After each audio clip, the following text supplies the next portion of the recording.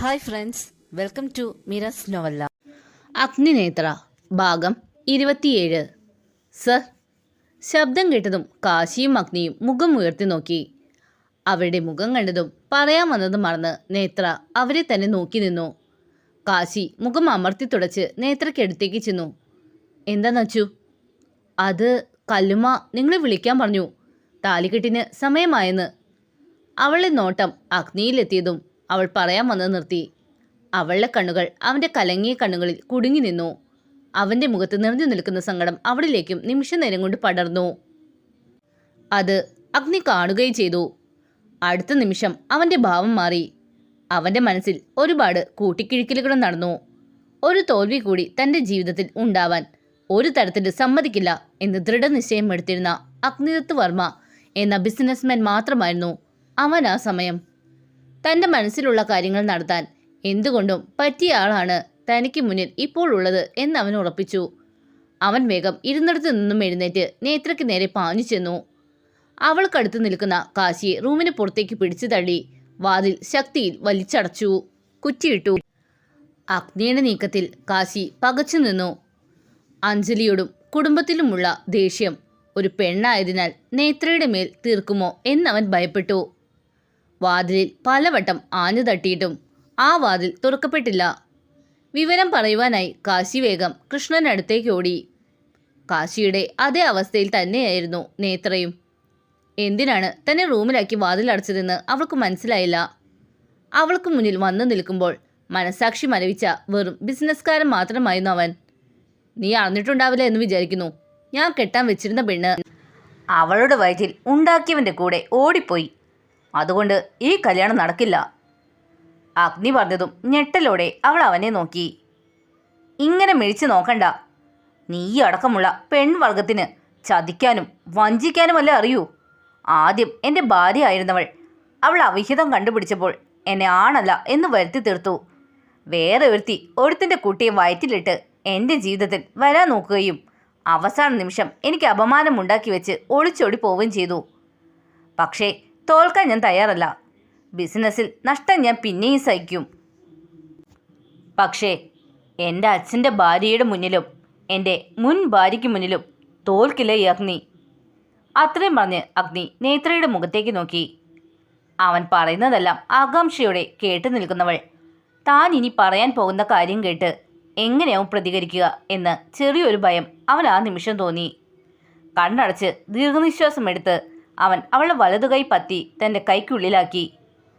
കുറച്ച് സമയത്തേക്ക് നീയൊന്ന് അഭിനയിക്കണം. ഇവിടെ എൻ്റെ കല്യാണം മുടങ്ങാൻ പാടില്ല. അതുകൊണ്ട് ഓടിപ്പോയവർക്ക് പകരം എൻ്റെ താലി നീ ഏറ്റുവാങ്ങണം. ഇവിടെ കൂടിയിരിക്കുന്ന നാട്ടുകാർക്കും ബന്ധുക്കൾക്കും മുന്നിൽ നീ ചാരുനേത്ര അഗ്നിദത്ത് വർമ്മയാവണം. അവൻ പറഞ്ഞതും ഒരു പിടച്ചിലൂടെ അവൾ കൈ അവനിൽ നിന്നും പിൻവലിച്ചു. സാർ എന്തൊക്കെയാ ഈ പറയുന്നേ? കല്യാണം, അതും അഭിനയം? ഞാൻ സമ്മതിക്കില്ല. എനിക്ക് ഇതിനൊന്നും നിന്ന് തരാൻ പറ്റില്ല. അവൾ പറഞ്ഞതും ആ മറുപടി പ്രതീക്ഷിച്ചിരുന്നു എന്ന പോലെ അവൻ വേഗം ഫോൺ എടുത്ത് മാറി നിന്ന് സംസാരിച്ചു.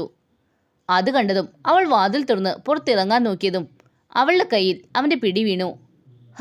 പോവാൻ വരട്ടെ, 2 മിനിറ്റ്. അതിനുള്ളിൽ നിന്നെ തേടി ഒരു കോൾ വരും. അതെടുത്ത് സംസാരിച്ച ശേഷം പോണോ വേണ്ടോ എന്ന് നിനക്ക് തീരുമാനിക്കാം. സംസാരിക്കാൻ താല്പര്യമില്ല എന്ന് പറഞ്ഞ് കൈ കുടഞ്ഞെറിയാൻ ശ്രമിച്ചെങ്കിലും അവൻ്റെ പിടി മുറുകിയതല്ലാതെ പിടിവിട്ടില്ല. അഗ്നിയുടെ ഫോൺ അടിച്ചതും വീഡിയോ കോൾ ഓൺ ചെയ്ത് അവൻ ആ ഫോൺ അവൾക്ക് നേരെ തിരിച്ചു പിടിച്ചു. ഫോണിൽ ഗൗരിയെയും അവളുടെ നെറ്റിയിൽ എയിം ചെയ്ത് പിടിച്ചിരിക്കുന്ന തോക്കും കണ്ടതും അവളുടെ കണ്ണുകൾ നിറഞ്ഞു. അപ്പോൾ തന്നെ ആ കോൾ കട്ടാവുകയും ചെയ്തു. എന്തു പറയുന്നു? ഇനി നിനക്ക് സമ്മതമല്ലേ? നിന്റെ ലൈഫ് ലോങ് എൻ്റെ ജീവിതത്തിലേക്ക് വിളിക്കുകയല്ല ഞാൻ. കുറച്ച് സമയം എനിക്ക് ജയിക്കാൻ വേണ്ടി മാത്രം നമ്മൾ ഒരുമിച്ച് ഒരു കല്യാണം നടത്തി എല്ലാവരെയും വിശ്വസിപ്പിക്കുന്നു. നീ സമ്മതിച്ചില്ലെങ്കിൽ എനിക്കൊന്നുമില്ല. നിനക്ക് പകരം ഒരാളെ ഞാൻ കണ്ടെത്തും. പക്ഷേ നീ എൻ്റെ ശത്രുവാവും. നിന്റെ കൂട്ടുകാരിയെ എൻ്റെ ആളുകൾ കൊല്ലുകയും ചെയ്യും. അത് വേണോ? ഇനി തീരുമാനമെടുക്കേണ്ടത് നീയാണ്. ആ നിമിഷം അവളുടെ കണ്ണുകളിൽ അവനോടുള്ള പക നിറഞ്ഞു. അതവന് മനസ്സിലാവുകയും ചെയ്തു. പറഞ്ഞറിയിക്കാൻ പറ്റാത്ത വിധം ഒരു വിഷമം അവൻ്റെ മനസ്സിൽ നിറഞ്ഞുവെങ്കിലും അതവൻ പുറത്ത് കാണിച്ചില്ല. ഇപ്പോൾ താൻ എന്നോട് ഈ കാണിക്കുന്നതിന് താൻ അനുഭവിക്കും. അനുഭവിപ്പിച്ചിരിക്കും ഈ നേത്ര. ഈ നിമിഷം ജയൻ തൻ്റേതായിരിക്കും. എന്നാൽ ഈ നിമിഷത്തിന് ശേഷം ഒരിക്കൽ പോലും അഗ്നിനത്തിന് നേത്രയ്ക്ക് മേൽ വിജയം നേടാൻ സാധിക്കില്ല. ഓർത്തു വെച്ചോളൂ എൻ്റെ വാക്കുകൾ. ഈ കല്യാണത്തിന് ഈ കല്യാണ നാടകത്തിൽ അഭിനയിക്കാൻ എനിക്ക് സമ്മതം. ഇത്രയും ദിവസം താൻ കണ്ട നേത്രയല്ല തനിക്ക് മുന്നിൽ ഇപ്പോൾ നിൽക്കുന്നത് എന്ന് അഗ്നിക്ക് തോന്നി. അവളുടെ വാക്കുകൾ, ശബ്ദം, എല്ലാത്തിലും വല്ലാത്തൊരു വന്യത നിറഞ്ഞു നിൽക്കുന്ന പോലെ. അവളുടെ വാക്കുകളിൽ നിന്നും തന്നോട് ഇനി അവൾക്ക് വെറുപ്പ് മാത്രമേ ഉണ്ടാവൂ എന്ന് അഗ്നിക്ക് ഉറപ്പായിരുന്നു. ചെയ്യുന്ന കാര്യം തെറ്റ് തന്നെയാണെന്ന പൂർണ്ണ ബോധ്യവും ഉണ്ടായിരുന്നു. എന്നാൽ മനസ്സിലേക്ക് അനാമികയുടെ മുഖം കടന്നു വന്നതും അവൻ നേത്രയുടെ മുഖത്തു നിന്നും തൻ്റെ കണ്ണുകൾ മാറ്റി തിരിഞ്ഞു നിന്നു. വാതിൽ തുറക്കാൻ പോയ അഗ്നിയെ തേടി നേത്രയുടെ വാക്കുകളെത്തി. നിങ്ങളുടെ താലി ഞാൻ സ്വീകരിക്കുമ്പോൾ അത് കാണാൻ മുന്നിൽ തന്നെ ഗൗരിയും എടിച്ചായനും ഉണ്ടാകണം. അവളുടെ വാക്കുകൾ കേട്ടതും അവൻ ഡോറിൽ നിന്ന് കൈയെടുത്ത് അവളെ തിരിഞ്ഞു നോക്കി. എന്താ? അവൻ്റെ നോട്ടം കണ്ടതും അവൾ ചോദിച്ചു. അവൻ അവളുടെ അടുത്തേക്ക് നടന്ന് അവൾക്ക് മുന്നിൽ ചെന്നു നിന്നു. ഞാനൊരു പൊട്ടനാണെന്ന് കരുതിയോ നീ? അവളെ തുറന്നു വിട്ടാൽ ആ നിമിഷം നീ രക്ഷപ്പെടുമെന്ന് എനിക്കറിയാം. അതുകൊണ്ട് ആ അടവ് എൻ്റെ അടുത്ത് വേണ്ട. ദേഷ്യത്തോടെ അഗ്നി പറഞ്ഞതും അവൾ അവന് മുന്നിൽ കൈകെട്ടി നിന്നു. പറഞ്ഞ വാക്ക് പാലിക്കാതിരിക്കാൻ ഞാൻ താൻ കണ്ടിട്ടുള്ള അനാമികയോ അഞ്ജലിയോ അല്ല, നേത്രയാണ്. താൻ കെട്ടുന്ന താലി സ്വീകരിക്കാൻ ഞാൻ തയ്യാറാണെന്ന് പറഞ്ഞിട്ടുണ്ടെങ്കിൽ ഇനി ആര് എന്ത് ചെയ്താലും അതിന് ഒരു മാറ്റവും ഉണ്ടാവില്ല. അതല്ല, അവളെ തുറന്നു വിടില്ല എന്നാണെങ്കിൽ ഈ കല്യാണം നടക്കില്ല. അതിൻ്റെ പേരിൽ താൻ ഗൗരി എന്നല്ല, ആരെന്ത് ചെയ്താലും എൻ്റെ തീരുമാനത്തിൽ മാറ്റം ഉണ്ടാവില്ല. എന്ത് വേണമെന്ന് തനിക്ക് തീരുമാനിക്കാം. അവളുടെ വാക്കുകളിൽ ഉറപ്പ് കണ്ടതും അവൾ പറഞ്ഞതുപോലെ പ്രവർത്തിക്കുമെന്ന് അവൻ ഉറപ്പിച്ചു. എന്തോ ഇത്രയും ദിവസം കണ്ട നേത്രയല്ല തനിക്ക് മുന്നിലെന്ന് അവന് മനസ്സ് മന്ത്രിച്ചു. ആ കണ്ണുകളിൽ ഇപ്പോൾ എന്തിനോടുള്ള ദേഷ്യം മാത്രമാണ്. ഗൗരിയുടെ ജീവൻ നഷ്ടപ്പെടുമോ എന്ന ഭയം പോലുമില്ല. ആകെ ഒരു മാറ്റം. അഗ്നി ഫോണെടുത്ത് ഗൗരിയെ വിട്ടയക്കാൻ പറഞ്ഞു. അത് കേട്ടതും നേത്രയുടെ മുഖത്ത് ഒരു വിജയ ചിരി തെളിയുന്നത് അവൻ കണ്ടു. പിന്നെ എല്ലാം വേഗത്തിലായിരുന്നു. അമ്പലനടയിലേക്ക് നേത്രയുടെ കൈ പിടിച്ചു വരുന്ന അഗ്നിയെ കണ്ടതും എല്ലാവരും പകച്ചു നിന്നു. കൃഷ്ണനും കല്യാണിയും കാശി പറഞ്ഞ് കാര്യങ്ങൾ അറിഞ്ഞ് അഗ്നിയുടെ അടുത്തേക്ക് ചെല്ലാൻ നിൽക്കുമ്പോഴാണ് അവരുടെ വരവ്.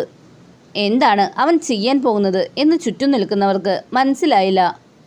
നടയിൽ വന്നു നിന്നതും പൂജാരി താലം അഗ്നിക്ക് നേരെ നീട്ടിയതും അതിൽ നിന്നും പൂജിച്ച താലിയെടുത്ത് അഗ്നി നേത്രയുടെ കഴുത്തിൽ കെട്ടിക്കൊടുത്തു. കുങ്കുമത്താൽ അവളെ സീമന്തരേഖ ചുവപ്പിച്ചു. എന്നാൽ ആ സമയം മുഴുവൻ അവളുടെ മിഴികൾ അവൻ്റേതുമായി കുടുങ്ങിക്കിടന്നു. ഒരു നിമിഷം പോലും അവളിൽ ഒരു പതർച്ചയില്ലെന്നും അവൾ സാധാരണ ഒരു പെണ്ണിനെ പോലെ ഇങ്ങനെ ഒരു സന്ദർഭത്തിൽ ചെയ്യുന്ന പോലെ കരയുകയോ ചെയ്യുന്നില്ലെന്ന് അവൻ കണ്ടു. അവിടെ നടക്കുന്ന കാര്യങ്ങൾ എല്ലാവരിലും ഞെട്ടലുണ്ടാക്കി, ഒപ്പം ആശയക്കുഴപ്പവും. എന്നാൽ ഏറ്റവും കൂടുതൽ ഞെട്ടൽ അനാമികയ്ക്കായിരുന്നു. അഞ്ജലിയുടെ ബന്ധുക്കളിൽ നിന്നും അവൾ ഓടിപ്പോയ വിവരം അനാമിക അറിഞ്ഞിരുന്നു. അവൾക്കത് കേട്ടപ്പോൾ ഒരുപാട് സന്തോഷം തോന്നി. നഷ്ടപ്പെടും എന്ന് ഭയപ്പെട്ടിരുന്ന ഒന്ന് തിരിച്ചു കിട്ടിയ പ്രതീതിയായിരുന്നു അവൾക്ക്. അതോടൊപ്പം ഇതിൻ്റെ പേരിൽ അഗ്നി തൻ്റെ മുന്നിൽ ഒരിക്കൽ കൂടി തോൽവി ഏറ്റുവാങ്ങി നിൽക്കുന്നത് കാണാം എന്നവൾ വ്യാമോഹിച്ചിരുന്നു. അത് നേരിൽ കാണാൻ വേണ്ടിയാണ് കാത്തുനിന്നത്. എന്നാൽ എന്തൊക്കെയാണ് സംഭവിച്ചത്? നേത്ര, അതും അവൻ്റെ കമ്പനിയിൽ സ്റ്റാഫായ ഒരുവളെ അവൻ കല്യാണം കഴിച്ചിരിക്കുന്നു. അവനും അവളും ഒപ്പം നിൽക്കുമ്പോൾ സാക്ഷാൽ ശിവനും പാർവതിയും നിൽക്കുന്ന പോലെ. ആ നിമിഷം തൻ്റെ പദ്ധതികൾ തകർത്ത നേത്രയോട് അവൾക്ക് വല്ലാത്ത പക തോന്നി.